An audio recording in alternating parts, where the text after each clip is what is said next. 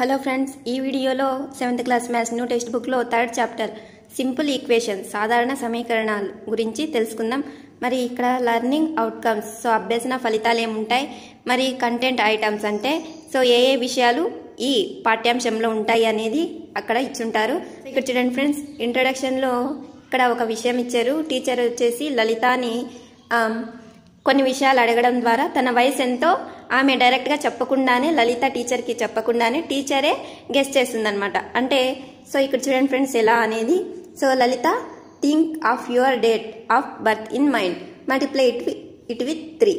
So నీ యొక్క date of బర్త్ని మనసులో ఊహించుకొని దానిని 3తో మల్టిప్లై చెయ్యి, 5 యాడ్ చెయ్యి అని చెప్పింది. So how much did you get అని అడిగింది. సో ఐ గాట్ 56 మేడం అని చెప్పింది. So your birth date is 17th, is it right అని అడిగింది. ఇప్పుడు లలిత ఎస్ మేడం అని చెప్పింది. సో ఎలా చెప్పారు అంటే ఇక్కడ చూడండి ఫ్రెండ్స్, ఆమె డేట్ ఆఫ్ బర్త్ మనకు తెలియదు, ఎక్స్ అనుకుందాం. సో దాన్ని మల్టిప్లై చేసాం 3తో, మరి దానికి యాడ్ చేసాం 5. సో 5 యాడ్ చేసాం కదా.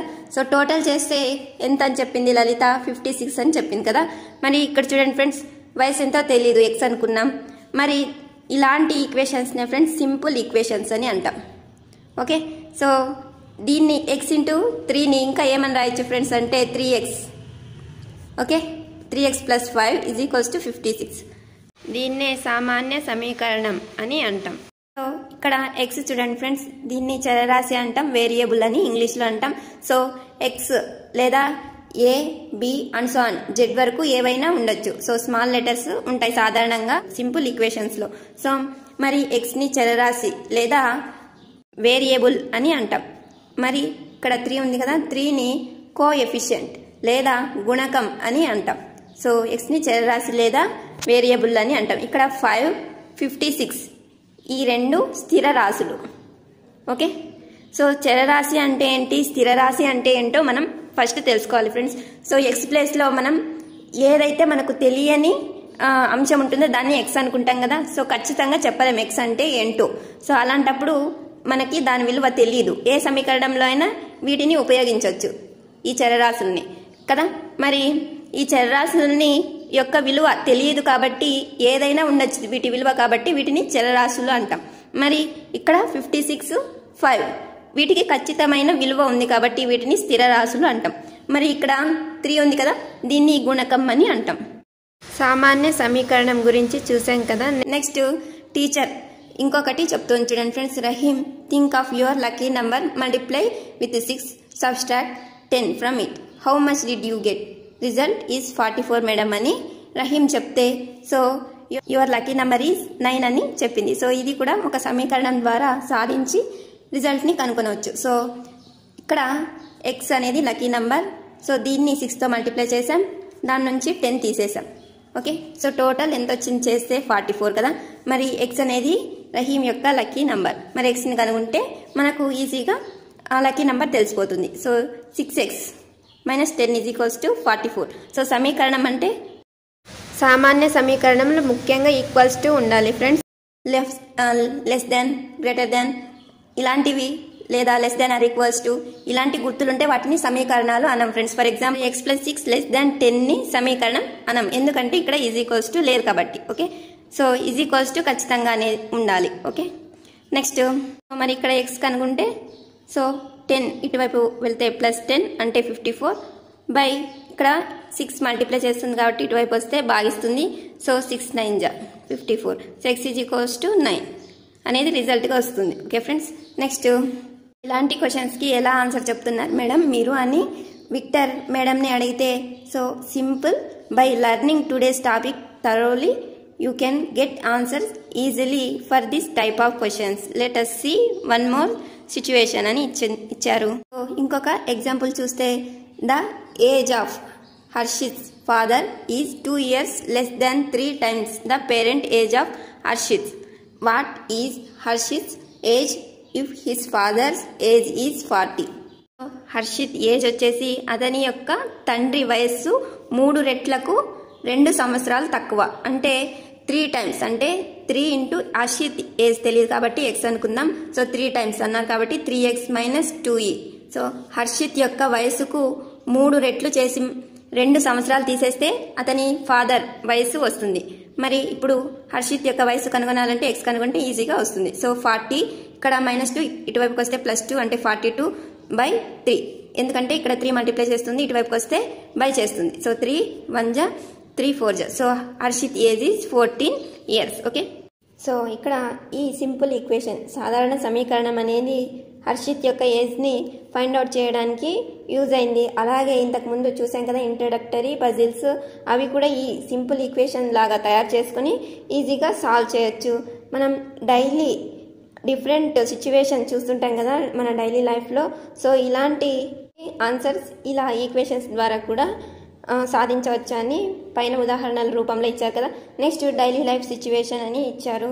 చూడండి friends, simple equations used to convert temperature from Fahrenheit to Celsius and kelvin అని ఇచ్చారు. ఇక్కడ చూసినట్లయితే చూడండి ఫ్రెండ్స్, ఇక్కడ ఎఫ్ అని రాశారు, ఇక్కడ సి అని రాశారు, ఇక్కడ కే అని రాశారు. సో కే అంటే కెల్విన్, సి అంటే సెంటిగ్రేడ్, ఎఫ్ అంటే ఫారెన్హీట్ అని అర్థం.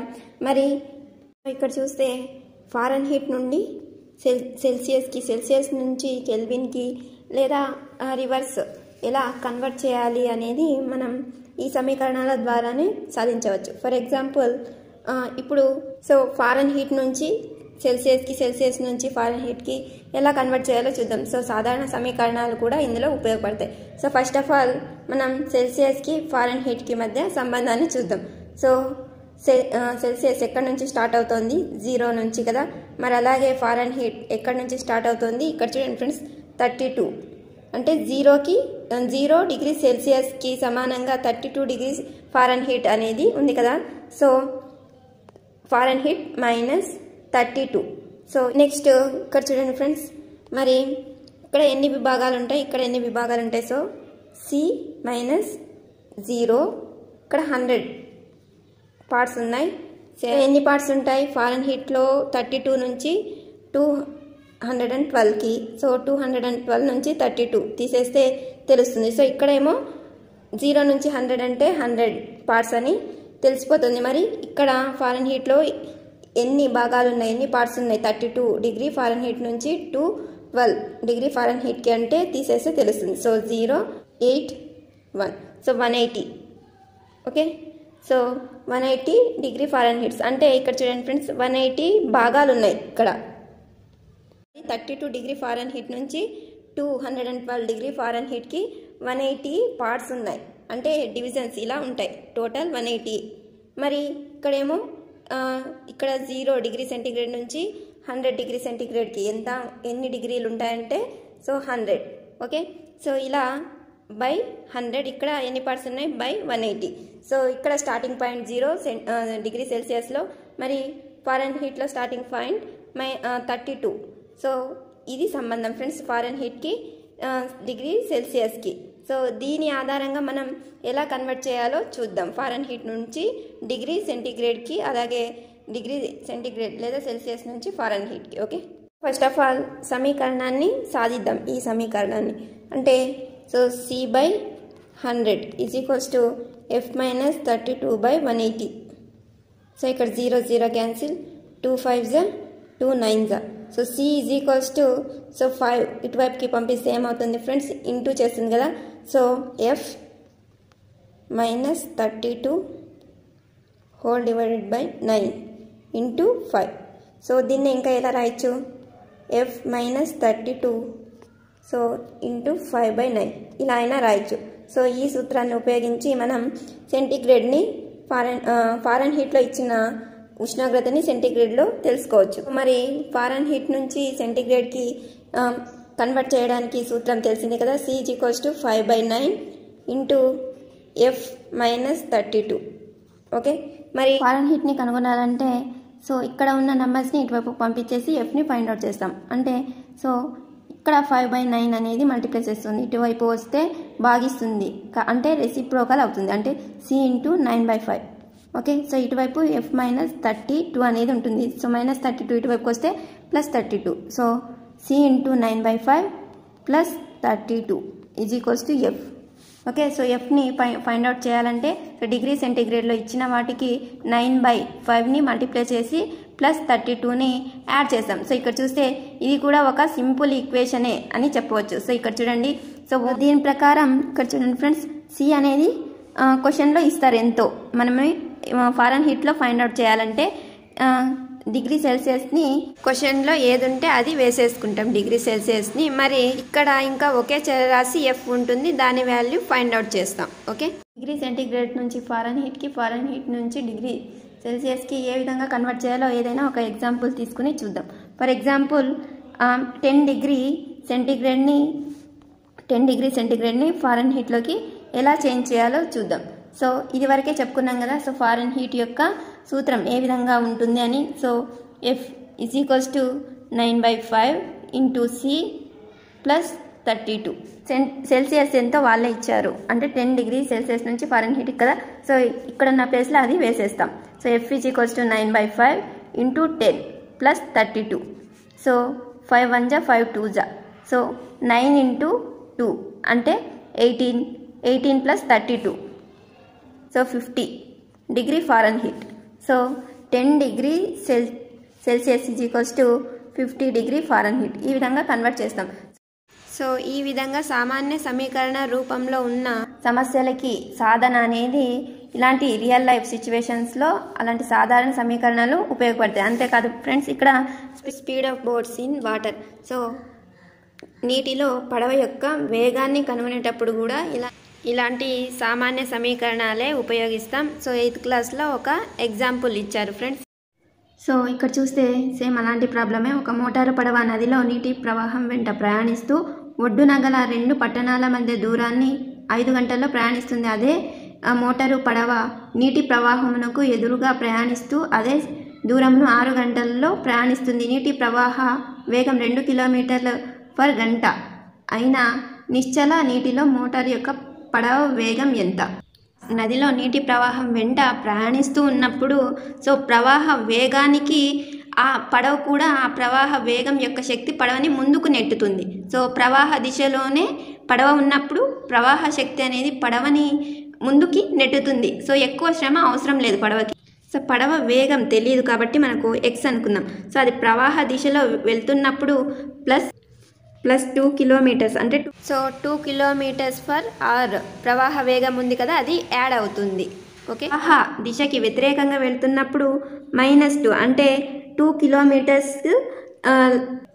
కిలోమీటర్స్/అవర్ అనే వేగం తగ్గుతుంది, అంత వేగం తగ్గుతుంది కాబట్టి -2. సో పడవ యొక్క వేగం x అనుకున్నామంటే సో ప్రవాహ దిశలో పడవ ప్రయాణిస్తూ ఉంటే ప్రవాహ వేగం అనేది యాడ్ అవుతుంది. అంటే నీటి ప్రవాహం వెంట పడవ వెళ్తున్నప్పుడు పడవ యొక్క వేగం x+2, మరి నీటి ప్రవాహానికి ఎదురుగా అంటే ఆపోజిట్ సైడ్లో ప్రయాణిస్తున్నప్పుడు x-2 పడవ వేగం అనేది ఉంటుంది. మరి మనకు కావాల్సింది ఏంటి ఫ్రెండ్స్? నిశ్చల నీటిలో పడవ యొక్క వేగం ఎంత అని అడిగారు. సో మరి ఇక్కడ సమయం ఇచ్చారు చూడండి ఫ్రెండ్స్, 5 గంటలు 6 గంటలు అని. సో ప్రవాహం వెంట ప్రయాణిస్తుంటే 5 గంటల సమయం, ప్రవాహానికి ఆపోజిట్లో వెళ్తే 6 గంటల సమయం పడుతుంది. సో ఇక్కడ మనం ఇది వేగం కదా, సో ఇది వచ్చేసి ప్రవాహానికి అనుకూలంగా వెళ్తున్నప్పుడు, ప్రవాహానికి ఇది వ్యతిరేకంగా వెళ్తున్నప్పుడు ఇది.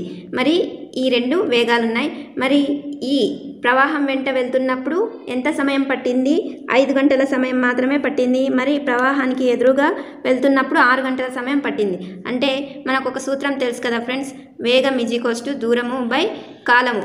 సో ఇక్కడ వేగం ఉంది, మరి కాలం ఇచ్చారు. సో దూరాన్ని కంపేర్ చేస్తే మనకు వేగంని ఈజీగా ఫైండ్ అవుట్ చేయొచ్చు. ఫర్ ఎగ్జాంపుల్ ఇప్పుడు దీన్ని ఎలా రాస్తామంటే దూరం = వేగము ఇంటూ కాలం.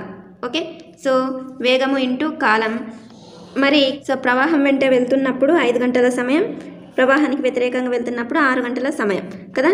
మరి ఇప్పుడు చూడండి ఫ్రెండ్స్, వేగము ఇంటూ కాలం. సో దూరాన్ని, 2 దూరాలని కంపేర్ చేస్తున్నాం, అంటే దూరాలు సమానం ఫ్రెండ్స్, కాబట్టి దూరాలని కంపేర్ చేసి ఈక్వేషన్ని వేద్దాం.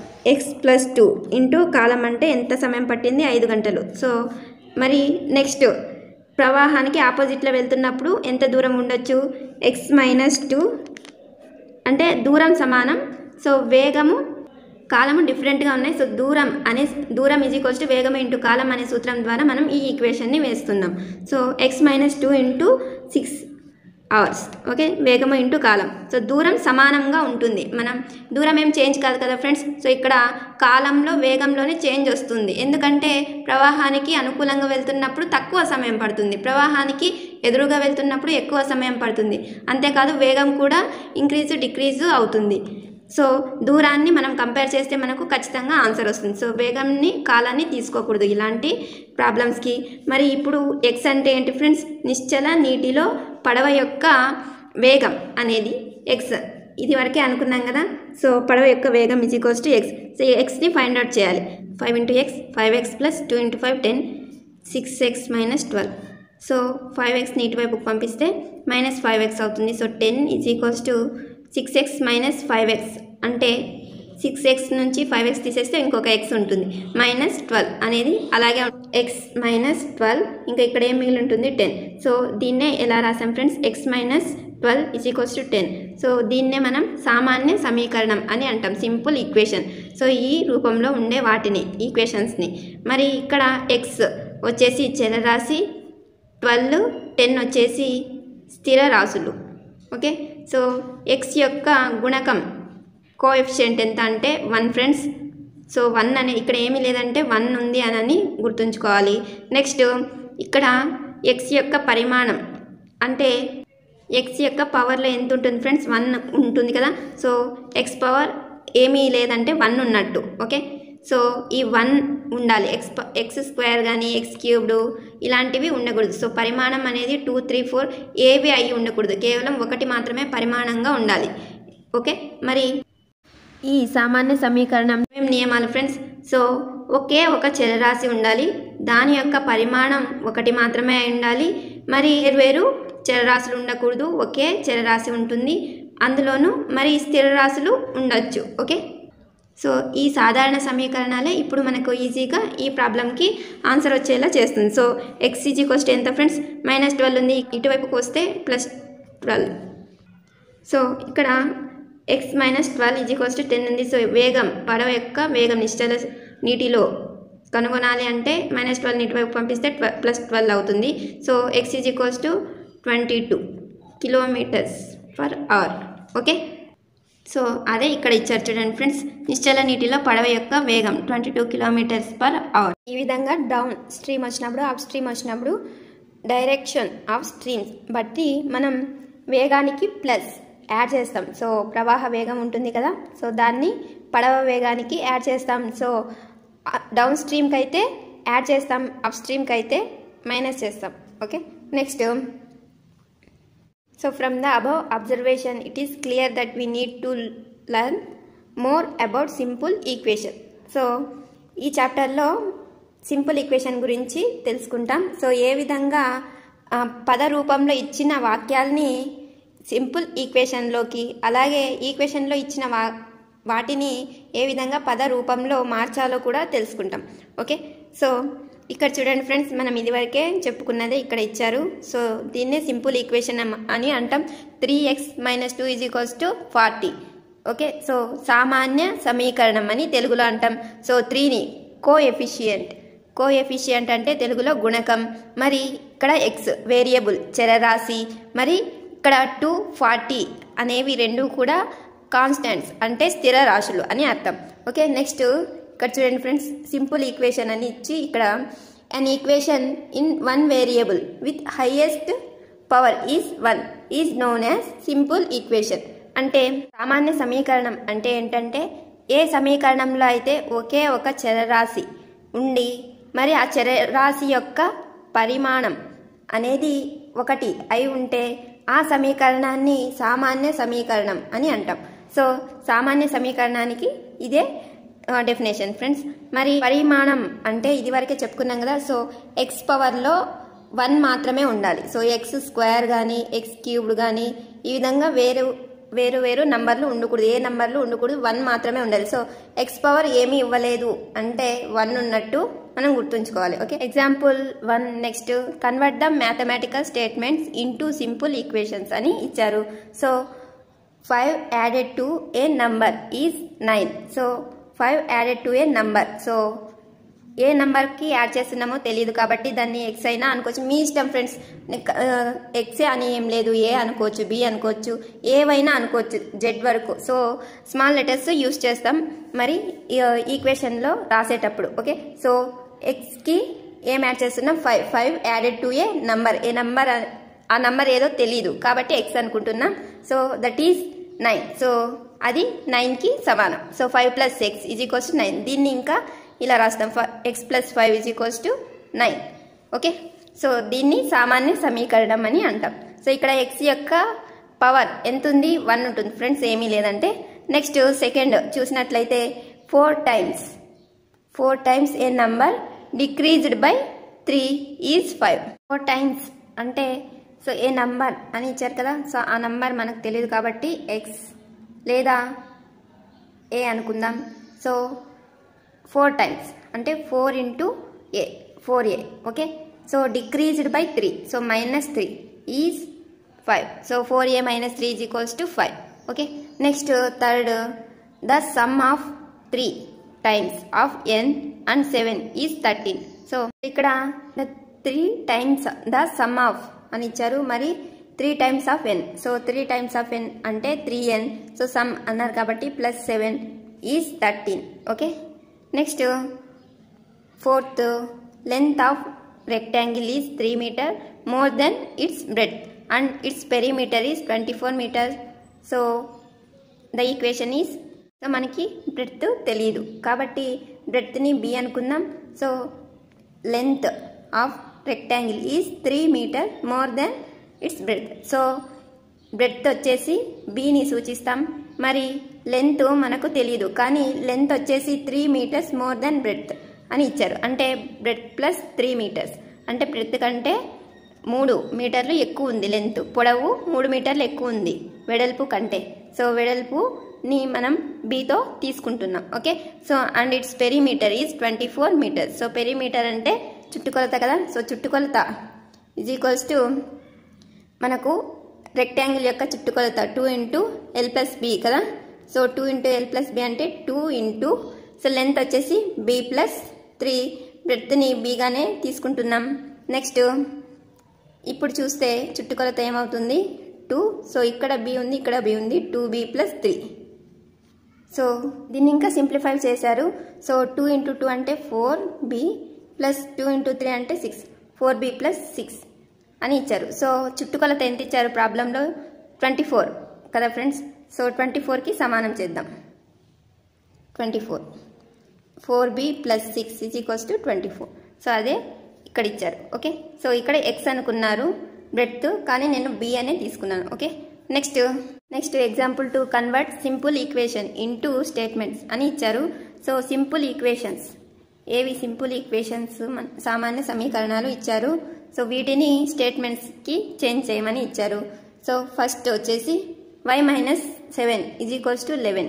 So taking away 7 from y is 11 అంటే y నుంచి 7ని తీసివేయగా 11కి సమానం అని అర్థం. ఓకే, సో నెక్స్ట్, సో అదే కదా ఇక్కడ చేశారు. సో y నుంచి 7 తీసివేయగా ఎంతకి సమానం, 11. Okay, next 8m = 24. So 8m = 24. So ఇక్కడ 8 × m అని రాయచ్చు కదా 8mని. సో mకి 8 రెట్లు 24కి సమానం అని తెలుగులో అంటాం. So 8 times of number m is 24 అని అయినా అనొచ్చు ఇంగ్లీష్లో. నెక్స్ట్ ఇక్కడ చూడండి ఫ్రెండ్స్, 2x + 13 = 25. సో xకి 2 రెట్లు, x యొక్క 2 రెట్లకి 13 యాడ్ చేయగా 25కి సమానం అని తెలుగులో అంటాం, మరి ఇంగ్లీష్లో అయితే x when we add 13 to 2 times of number x is 25 అని ఇచ్చారు. ఓకే, నెక్స్ట్ ఇక్కడ 4th క్వశ్చన్. So y/4 - 7 = 1. ఇక్కడ y/4ని ఎలా రాయొచ్చు, y × 1/4. ఓకే, -7 = 1 అని రాయొచ్చు కదా. So 1/4 of y is decreased by 7 = 1 అని చదవచ్చు. y యొక్క 4వ వంతు నుంచి 7 తీసివేసిన 1కి సమానం అని తెలుగులో అంటాం. నెక్స్ట్ చెక్ యువర్ ప్రోగ్రెస్ అని ఇచ్చారు friends. First question right simple equation for the following verbal statements అని ఇచ్చారు. సో వర్బల్ స్టేట్మెంట్కి మనం సింపుల్ ఈక్వేషన్స్ని రాయాలి, సామాన్య సమీకరణాలని రాయాలి. So the sum of 5 times of X and 3 is 28. So 5 times of X, so 5 times X is equals to 5x అని రాస్తాం. So the sum of అన్నారు కాబట్టి so 5x plus 3 is 28. So సామాన్య సమీకరణం వచ్చేసి ఈ స్టేట్మెంట్కి 5x plus 3 is equals to 28. So X యొక్క 5 రెట్లకి 3 కలిపిన 28 వస్తుంది. ఓకే, సో తెలుగులో అయితే taking away 7 from P gives 21. Taking away అంటే తీసివేయడం ఫ్రెండ్స్. సో సబ్స్ట్రాక్టెడ్ అన్నా డిక్రీజ్డ్ అన్నా టేకింగ్ అవే అన్నా కూడా అన్నీ ఒకటే friends. So taking away 7 from P. So P నుంచి 7ని తీసివేస్తే మనకు ఏది ఇస్తుంది 21. సో ఏది వస్తుంది 21. Okay, next if you add 1/3 to M then you get 25. Third అంటే 1/3 కదా. సో 1/3ని Mకి కలిపామంటే 25 వస్తుందని అర్థం. Okay, next some of angles x, x+20 is a straight line. So straight line means so straight line పైన ఎంత కోణం ఉంటుంది. సో మనం ఇదివరకే 6th క్లాస్లో కూడా డిస్కస్ చేసాం. స్ట్రైట్ లైన్ పైన 180 డిగ్రీ కోణం ఉంటుంది. సో స్ట్రైట్ లైన్ పైన ఉండే యాంగిల్ ఎంత అంటే 180 డిగ్రీస్. సో మనకి ఇంకా బాగా గుర్తుంచుకోవాలంటే సో పర్పెండికులర్ అంటే ఏంటి ఫ్రెండ్స్, ఈ విధంగా ఉన్నదాన్నే పర్పెండికులర్ అని అంటాం కదా. సో 90 డిగ్రీస్ ఉంటుంది కదా పర్పెండికులర్ అంటే. మరి ఇటువైపు ఇంకొక లైన్ గీసామంటే ఇక్కడ కూడా ఒక పర్పెండికులర్ యాంగిల్ వస్తుంది. సో యాంగిల్ 90 డిగ్రీస్ అయితే ఏవైనా 2 లైన్స్కి సో ఆ 2 లైన్స్ కూడా ఒకదానికొకటి లంబంగా పర్పెండికులర్గా ఉన్నాయని అంటాం. సో ఇక్కడ ఇదొక లైన్ అనుకోండి, ఇదొక లైన్ అనుకోండి. సో వీటి రెంటిని ఇలా కలుపుతున్నాం. సో ఇక్కడ పర్పెండికులర్ లైన్ గీసాం. సో ఇక్కడ యాంగిల్ 90 డిగ్రీస్, ఇక్కడ యాంగిల్ 90 డిగ్రీస్ ఉంటుంది. సో టోటల్ యాడ్ చేస్తే 180 డిగ్రీస్. సో అలా కాకుండా ఒక సరళ రేఖపై మీది కోణం ఎంత అని ఒకవేళ క్వశ్చన్ వస్తే 180 డిగ్రీస్ అనేది గుర్తుంచుకోవాలి friends. Okay, so some of angles x+20 is a straight angle. So straight angle అంటే స్ట్రైట్ యాంగిల్నే తెలుగులో అయితే సరళ కోణం అని అంటాం. ఓకే, సో సమ్ ఆఫ్ అని ఇచ్చారు కాబట్టి x+20. సో దీనికి బ్రాకెట్ వేసిన వేకపోయినా ఒకటే. ఓకే, ఎందుకంటే ఇక్కడ ప్లస్ ఉంది, మరి ఇవి కూడా ప్లస్ చేస్తుంది కాబట్టి. Okay, so x+20 is equals to straight angle అంటే సరళ కోణం 180 డిగ్రీస్. ఓకే, నెక్స్ట్ 5th వచ్చేసి perimeter. So perimeter of a rectangle whose length is 2 centimetre more than its width is 16 centimetres. అంటే ఒక సో విడ్త్ కూడా తెలీదు మనకు, లెంత్ తెలీదు కాబట్టి సో విడ్త్ని డబ్ల్యూతో సూచిద్దాం, మరి లెంత్ని ఎల్తో సూచిద్దాం. సో ఇప్పుడు 2 so whose length is 2 centimetres more than its width. So length is equals to 2 centimetres more than width అంటే విడ్త్కి 2 సెంటీమీటర్స్ యాడ్ చేసామంటే లెంత్ వస్తుందని అర్థం కదా. So L is equals to width plus 2 centimetres. So width plus 2, మరి breadth లేదా width ఎంత ఇచ్చారు అంటే అది కూడా ఇవ్వలేదు కాబట్టి ప్లస్ విడ్త్ అని రాసేస్తాం. ఓకే, సో ఇక్కడ డబ్ల్యూ అంటే విడ్త్ అంటే వెడల్పు. ఇక్కడ 2 దగ్గరలో ఉంది కాబట్టి దాన్ని ఎలా రాస్తాం. సో w+w అంటే 2w + 2. సో పెరిమీటర్ ఎంతకు సమానం 16 సెంటీమీటర్స్కి సమానం. సో దీని ద్వారా ఫస్ట్ విడ్త్ అంటే వెడల్పుని ఫైండ్ అవుట్ చేసి తర్వాత లెంత్ని కనుగొంటాం. సో డబ్ల్యూని ఫైండ్ అవుట్ చేద్దాం. సో 2 1 జా 2 8 జా. Okay, so 8 is equals to 2w + 2. So w is equals to so ఈ 2 ఇటువైపుకి వస్తే 8 - 2 అవుతుంది. సో +2 ఉంది కాబట్టి ఇటువైపుకి వస్తే -2 అవుతుంది, 6 అవుతుంది. ఓకే, సో ఇక్కడ ఈ 2 ఉంది కదా /2 అవుతుంది. సో ఇక్కడ మల్టిప్లై చేస్తుంది, ఇటువైపు వస్తే డివైడ్ చేస్తుంది. సో 2 1 జా 2 3 జా. So width is equals to 3. మరి లెంత్ ఎంత. సో విడ్త్ + 2 చేస్తే లెంత్ వస్తుంది కదా. So length is equals to width అంటే 3, సో +2 చేస్తే 5. So 5 centimetres length and width is 3 centimetres. Okay, next write the following equation in statement form. So x+4 is equals to 9. So xకి 4 కలపగా 9కి సమానం. So xకి 4 కలుపగా 9కి సమానం లేదా 9 అవుతుంది. So add 4 to the number x, it gives 9. Okay, next 2y is equals to 15. So 2 times of y is equals to 15 అని ఇంగ్లీష్లో అంటాం. సో yకి 2 రెట్లు అంటే 2 into y అని చదువుతాం కదా 2y అంటే. సో yకి 2 రెట్లు 15కి సమానం లేదా 15 అవుతుందని చెప్పవచ్చు. Next 3m minus 13 is equals to 25. So mకి 3 రెట్లు చేసి 13ని తగ్గించిన లేదా తీసివేసిన 25కి సమానం అని చెప్పవచ్చు. లేదా when we decrease 13 from the 3 times of n is equals to 25, n by 4 is equals to 5. So n by 4ని n into 1 by 4 అని రాయచ్చు కదా. So 1/4 of n is equals to 5. So nలో 4వ వంతు భాగం 5కి సమానం. నెక్స్ట్ సొల్యూషన్ ఆర్ రూట్ అని ఇచ్చారు. So the value of the variable for which equation becomes true is called the solution are the root of the equation. So సామాన్య సమీకరణంలో ఉండే చరరాశి విలువ దేనికైతే సత్యం అవుతుందో, సో చరరాశి యొక్క విలువ దేనికైతే ట్రూ అవుతుందో దానినే మనం solution or root of the equation అంటే ఆ సమీకరణం యొక్క సాధన లేదా మూలం అని అంటాం తెలుగులో అయితే. సో ఇక్కడ let us consider x plus 1 is equals to 4. So for what values of x equation becomes true, can you guess? So x కి ఇక్కడ x ఉంది. సో x ప్లస్లో ఏది ఉంటే 4కి సమానం అవుతుంది 3 కదా. సో 3ని మనం సొల్యూషన్ ఆర్ రూట్ అంటాం. Okay, so x plus 1 is equals to 4 అనే సింపుల్ ఈక్వేషన్కి 3ని సొల్యూషన్ ఆర్ రూట్ అంటాం. ప్లస్ 1 is equals to 4 అనే సామాన్య సమీకరణానికి 3 అనేది సాధన లేదా మూలం అని తెలుగులో అని కూడా అంటాం. Next example 3, check whether the value given in the brackets is a solution to the given equation or not. 2k minus 11 is equals to 5, k is equals to 7. So ఇది వరకే 5th క్లాస్లో చూసాం కదా. సో సమీకరణానికి left side ఉన్న వాటిని LHS అని, మరి అలాగే ఈక్వల్స్కి రైట్ హ్యాండ్ సైడ్ ఉన్న వాటిని RHS అని అంటాం కదా. సో LHS వైపు k ఉంది. So LHS is equals to 2k minus 11. So k is equals to 7 అన్నారు కాబట్టి 7ని సబ్స్టిట్యూట్ చేస్తే 2 into 7 14 minus 11 అలాగే. సో 3 అనేది వచ్చింది. కానీ so 3 is not equals to 5.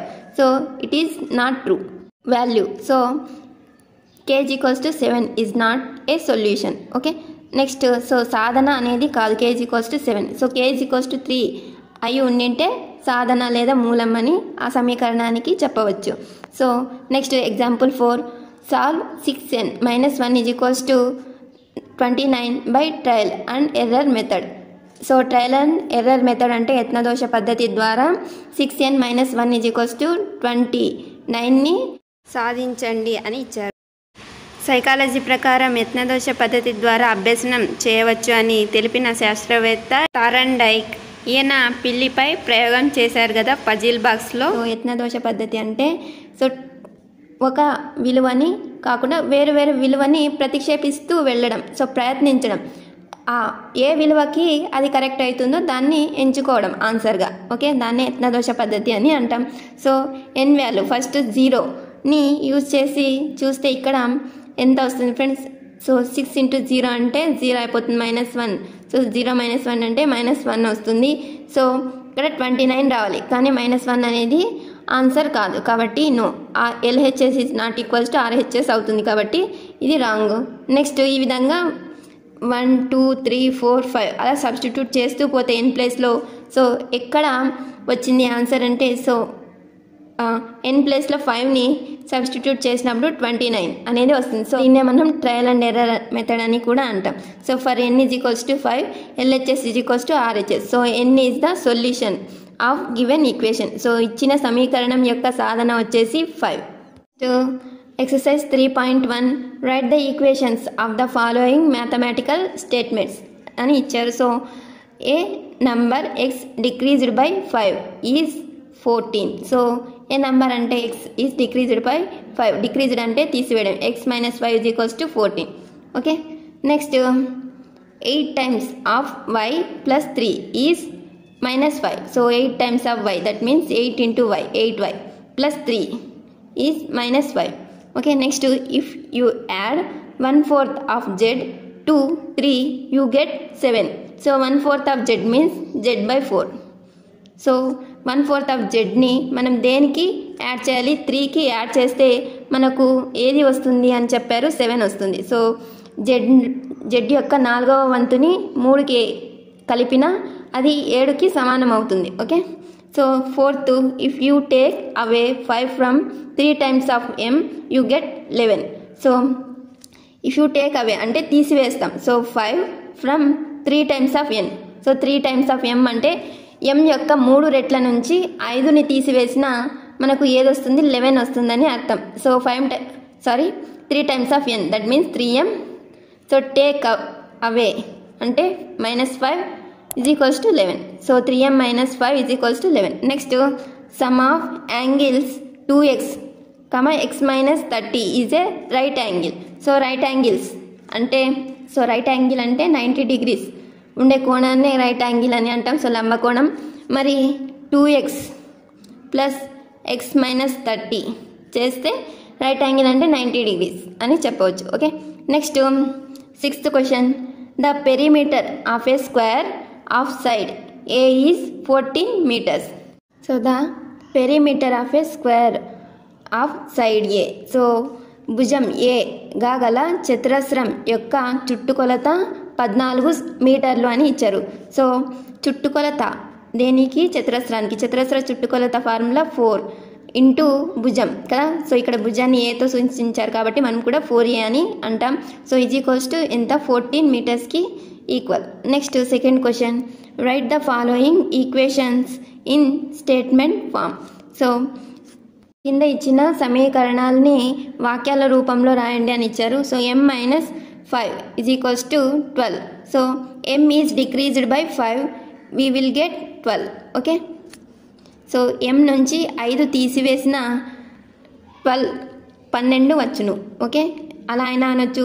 m నుంచి 5 తగ్గించిన 12కు సమానం అని అయినా చెప్పవచ్చు. నెక్స్ట్ 2nd వచ్చేసి, సో ఏని మనం ఎలా రాయొచ్చు? a ఇంటూ 1/3 అని రాయొచ్చు కదా. So 1/3 of a is equals to 4. So 1/3 of a is equals to 4 అని ఇంగ్లీష్లో. మరి తెలుగులో అయితే 1/3వ వంతు లేదా a యొక్క 3వ వంతు 4కి సమానం అని చెప్తాం. నెక్స్ట్ 3rd క్వశ్చన్ వచ్చేసి 4x plus 7 is equals to 15. 4x plus 7 is equals to 15. So ఇంగ్లీష్లో అయితే if we add 7 to 4 times of x is 15.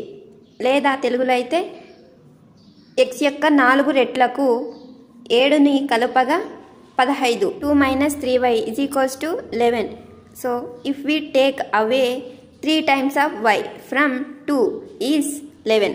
So y యొక్క 3 రెట్లను 2లో నుంచి తీసివేయగా 11కి సమానం. ఓకే, నెక్స్ట్ 3rd క్వశ్చన్ వచ్చేసి, check whether the value given in the brackets is a solution to the given equation or not. So చూద్దాం. Okay, first question వచ్చేసి 5n minus 7 is equals to 23. So n ప్లస్లో 6ని substitute చేస్తే 5 into 6 అంటే 30 minus 7. So 30 minus 7 అంటే 23నే కదా. So ఈ n is equals to 6 అనేది correct అయిన సొల్యూషన్, సాధన లేదా మూలం అని కూడా అంటాం తెలుగులో అయితే. Next p/4 minus 7 is equals to 5. So p ప్లస్లో 8 ఉంచామంటే 8/4 minus 7 ఈజ్ ఈక్వల్స్ టు 5 అవుతుందా అంటే, సో ఇక్కడ 2 వస్తుంది. 2 minus 7 అంటే -5 అనేది వస్తుంది. So p is is equals to 8 is not solution for this equation. Okay, next 5 minus 2x is equals to 19. So x is equals to -7. So 5 minus 2 into, so x plus లో -7ని ఉంచేస్తే is equals to 19. So ఇక్కడ చూడండి friends, minus into minus plus అవుతుంది. So 5 plus 2 into 7 14 is equals to 19. So 5 plus 14 అంటే 19. So 19 is equals to 19. So LHS is equals to RHS. So x is equals to -7. So this solution is true for the statement, for the simple equation. Okay. Next fourth, 2 plus 3 bracket m minus 1 is equals to 5. So ఇక్కడ m place లో -2. So 2 plus 3 -2 -1 అని వస్తుంది. మరి ఇక్కడ -2 -1 అంటే add చేస్తే -3. So ఇంకా మిగిలింది అలాగే. So 2 -2 plus -3 × 3 9. So 2 - 9 is equals to -7. So ఇక్కడ -7 అనేది ఆన్సర్గా వచ్చింది. మరి ఇక్కడ చూస్తే 5 అనేది ఆన్సర్గా ఉంది. కాబట్టి ఇది రాంగ్ సొల్యూషన్ ఈ సామాన్య సమీకరణానికి. Okay. Next fourth question, solve the following equation using trial and error method. So trial and error యత్నదోష పద్ధతి ద్వారా కింది వాటిని సాధించండి అని ఇచ్చారు. 3x - 7 is equals to 5. So యత్నదోష పద్ధతి అంటే ఫస్ట్ 0ని, తర్వాత 1ని, 2, 3, 4, 5 ఈ విధంగా ఎక్స్ ప్లేస్లో అంటే చరరాశి స్థానంలో సబ్స్టిట్యూట్ ప్రతిక్షేపిస్తూ పోతే రిజల్ట్ 5 రావాలి. సో ఆ ఏ వాల్యూకి అయితే ఎక్స్ని సబ్స్టిట్యూట్ చేసినప్పుడు ఈ సమీకరణం LHS = RHS అవుతుందో సో ఆ వాల్యూనే మనం సాధన లేదా మూలం, ఇంగ్లీష్లో అయితే రూట్ లేదా సొల్యూషన్ అని అంటామని ఇదివరకే చూసాం కదా. మరి ఏదవుతుందో చూద్దాం. మనం 0 నుంచే స్టార్ట్ చేయాలి. సో 7 = 5. సో 3 × 0 అంటే 0. ఇక్కడ 0 - 7 = 5 అవుతుందా. So LHS is not equals to RHS అవుతుంది. నెక్స్ట్ 1ని సబ్స్టిట్యూట్ చేసామంటే 3 × 1 అంటే 3. సో ఎక్స్ ప్లేస్లో 1ని సబ్స్టిట్యూట్ చేస్తే 3 × 1 అంటే 3 - 7 = 5 అవుతుందా అంటే కాదు, ఎందుకంటే ఇది 4 అవుతుంది, -4. ఓకే. నెక్స్ట్ 2ని సబ్స్టిట్యూట్ చేస్తే ఎక్స్ ప్లేస్లో సో 3 × 2 -7. సో 3 × 2 అంటే 6 - 7 is not equals to right hand side, that means 5. so next 3. so 3 × 3. So 3ని substitute చేస్తే ఎక్స్ ప్లేస్లో 3 × 3 అంటే 9 -7 అంటే ఎంత వస్తుంది ఫ్రెండ్స్, 2 వస్తుంది. సో 2 అనేది 5కి ఈక్వల్ కాదు కదా, ఇది కూడా సొల్యూషన్ కాదు. నెక్స్ట్ 4ని సబ్స్టిట్యూట్ చేస్తే 3 × 4 -7 is equals to 5. సో 3 × 4 అంటే 12. Okay. 12 - 7 is equals to 5. So కరెక్టే కదా. సో 12 నుంచి 7 తీసేస్తే 5. ఓకే. సో సొల్యూషన్ ఏది 4. సో ఎక్స్ ప్లేస్లో దేన్ని ఉంచితే మనకు 5 అనేది రిజల్ట్గా వస్తుంది అంటే 4 అనేది ఆన్సర్. ఓకే.